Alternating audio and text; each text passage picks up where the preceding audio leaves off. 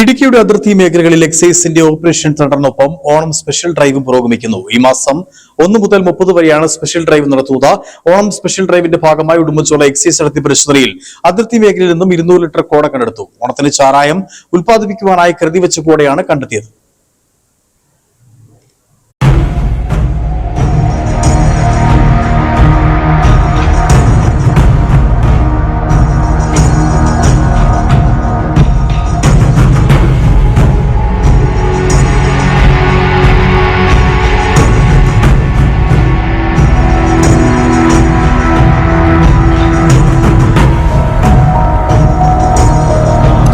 Udumbanchola excise circle സംഘം Onam special ഡ്രൈവിനോടനുബന്ധിച്ച് Kerala Tamil Nadu അതിർത്തിയോട് ചേർന്ന രാമക്കൽമേട്, ആമപ്പാറ, ബംഗ്ലാദേശ്, കൊച്ചറ, മണിയൻപട്ടി ഭാഗങ്ങളിലാണ് പരിശോധനകൾ നടത്തിയത്.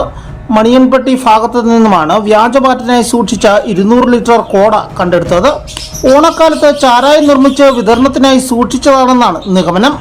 കോട സൂക്ഷിച്ച ആളെക്കുറിച്ച് അന്വേഷിച്ചു വരികയാണെന്ന് എക്സൈസ് അധികൃതർ വ്യക്തമാക്കി.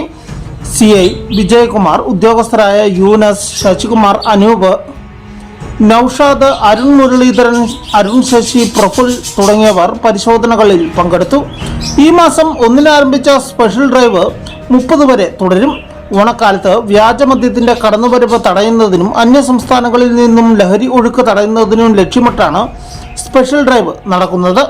എക്സൈസിന്റെ സ്ട്രൈക്കിംഗ് ഫോഴ്സ് 24 മണിക്കൂറും അതിർത്തി മേഖലകളിലും സമാന്തര പാതകളിലും പരിശോധനകൾ നടത്തും.